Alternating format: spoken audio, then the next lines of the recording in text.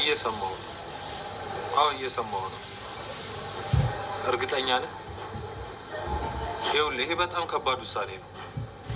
እኔ የተሳሳተ ቦታ ላይ መገኘት አልፈልግም። እሺ፣ አመሰግናለሁ። የእውነቴን ነው። በጣም አመሰግናለሁ። እሺ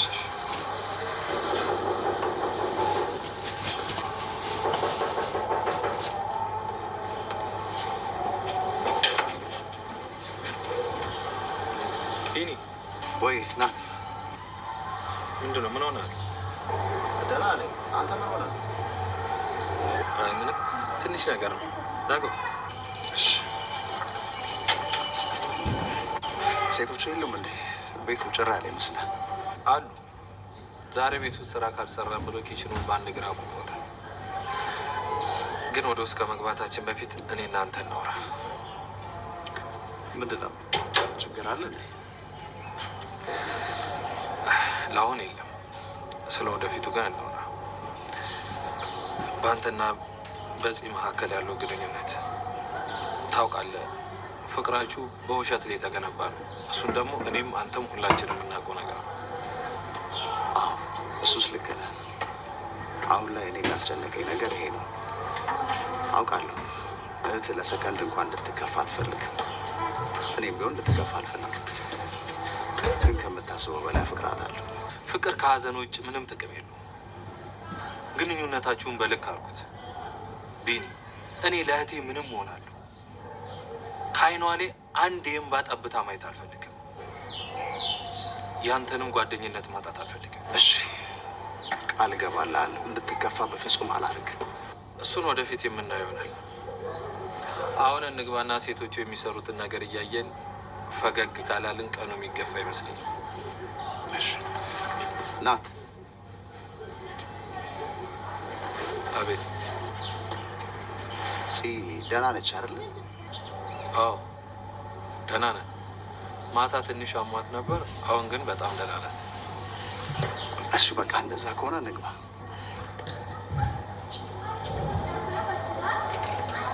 ቆይ ግን ለምን ጠይቅ? እኔ ማላውቀው የተፈጠረ ነገር አለ? አረ በፍጹም እንግባ።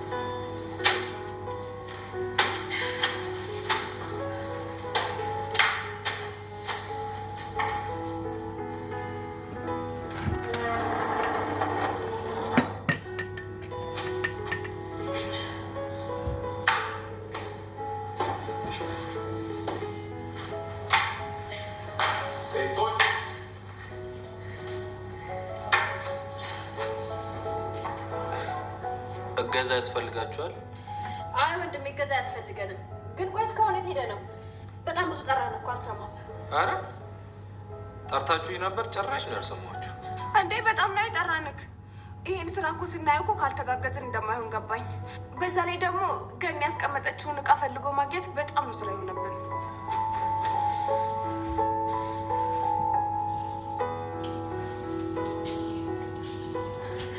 እንኳን ደህና መጣህ ቢኒ። ምንድነው ቆማችሁ የምታዩ ነው? ወይ አግዙን ወይ ተቀመጡ። እኔ ከመጀመሪያውም እንደማላግዛችሁ ነግራችሁ ነበር።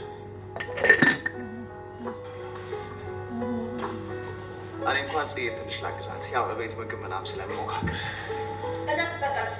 እኔ ማለት